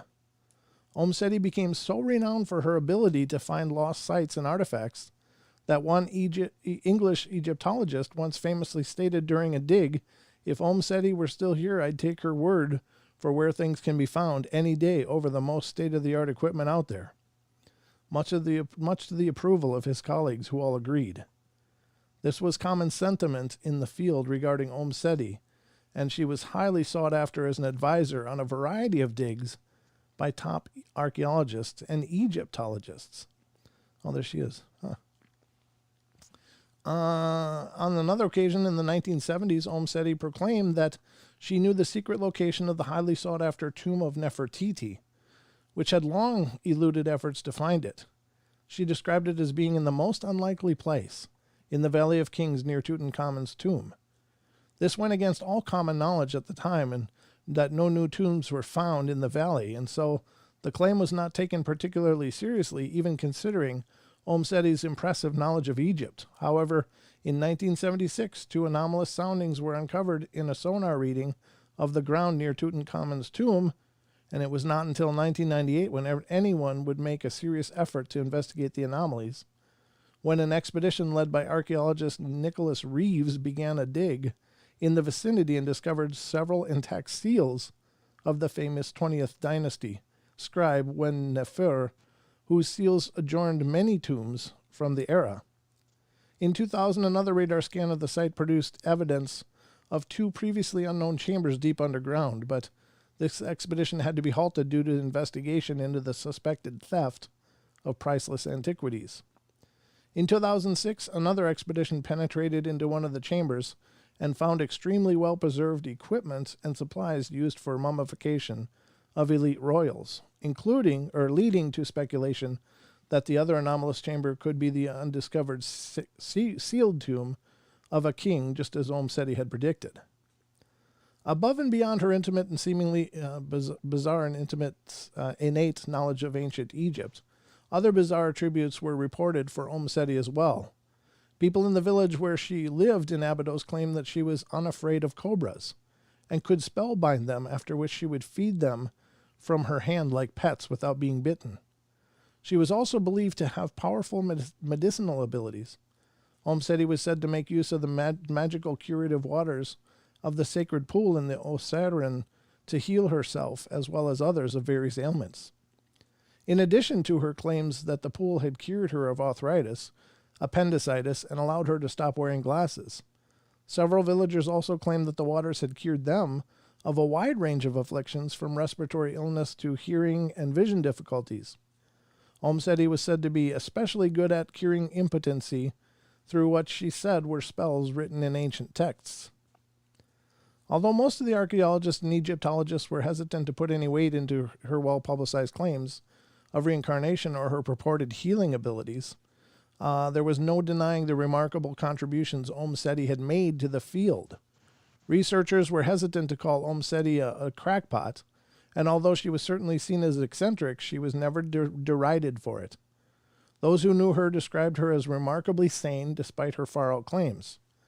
There were also many in the field who were somewhat confounded by her unerring faculty of ancient Egypt, which left them scratching their heads over how to react to her claims of reincarnation, which no one publicly acknowledged, but perhaps secretly wondered at. Through it all, Omm Sety's sincerity was never called into doubt, and the Egyptologist James P. Allen once said of her eccentricities and claims, "Sometimes you weren't sure whether Omm Sety wasn't pulling your leg. Not that she was a phony in what she said or believed. She absolutely was not a con artist. But she knew that some people looked on her as a crackpot, so she kind of fed into that notion and let you go either way with it. She believed enough to make it spooky, and it made you doubt your own sense of reality sometimes." No matter what Omm Sety said, the results she produced spoke for themselves. She was in fact remarkably well respected in the fields of archaeology and Egyptology, and scholars were quick to hail Omm Sety's meticulous, impressive knowledge of ancient Egypt, with many of the top researchers in the field relying heavily on her observations as source material. Omm Sety served as a consultant and ghostwriter for numerous research papers and books on the subject for some of the biggest names in the field, and it was a pretty impressive feat for a woman who had practically no formal education on the subject and was officially a mere draftswoman. Egyptologists and archaeologists were also impressed with her astute research skills. Egyptologist Klaus Baer of the Oriental Institute once said, "She had visions and worshipped the ancient Egyptian gods, but she understood the methods and standards of scholarship, which is usually not the case with nuts, nor did she desire to convert anyone." Omm Sety was officially set to retire in 1964 due to a mandatory retirement age, but she was so useful and knowledgeable that the Antiquities Department made an exception and let her continue her work until 1969. Even after her retirement, Omm Sety continued to serve as a consultant for the Antiquities Department, as well as a guide for tourists visiting the Temple of Seti until her death in the 21st of April 1981. Her passing left a gaping hole in the field of Egyptology and a wake of wonder and mystery as to who she had really been. Was she merely Dorothy Eady, or was she the ancient Egyptian priestess Bentrashite? Speculation over the years has focused on how exactly this relatively uneducated woman came to her knowledge of the intricacies of all things ancient Egypt. Well, that's amazing. There's a little bit more there, but I think you guys get it. She obviously had some knowledge that she had no business having. Like, it doesn't make sense that she would know the things she knew. And again, do you believe in that stuff? I mean, that's the thing. Do you or don't you? Because there's other cases like this. People recalling lives that they couldn't possibly know about. Children talking about being fighter pilots in wars, or on ships, or or any number of things. There's these people that have these strange knowledge that of their life before. In her case, it happened by accident, and it makes you wonder. Maybe when she died, someone else came in too. I don't know. Or was that really just her tapping into her truth? I guess it's hard to know for sure, but man, that's pretty powerful stuff, folks. There's a lot to this world we don't understand, but you know what I do understand? I understand we're running out of time here. This is about the end of the show tonight. I hope you guys have enjoyed it. I always enjoy bringing it to you. It's always my great and sincere pleasure to be doing the portal, and it's my great and sincere joy to see so many of you guys enjoying it. If you want to really help me out, please spread the word about the portal. Please share these streams onto your social media. Let other people know about the portal. That would be a big, huge thing. It would help us a ton. But that's all I got. Should have Don here tomorrow with me, and we'll dive into another fun-filled adventure into the Paranormal Portal tomorrow, right here on TFR Live and streaming live on our on your YouTube page. So, no worries, War Child. Glad you made it for the last minute. But that's going to wrap it up for us, guys. Love you all. Be good, be kind, be nice. Take care of each other. Help each other out. Find the magic in every day, and remember to laugh as much as you can. Good night, guys. Love you all.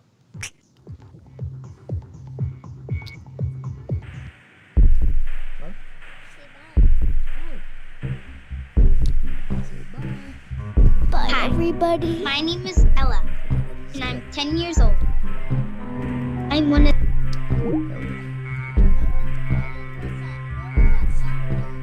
That was the commercials.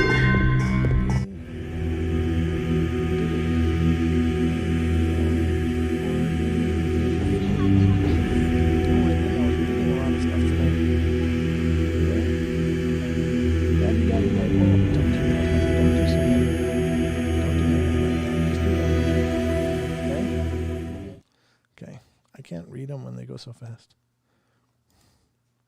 Because I'm reading. Thank you. Thank you, Lucky.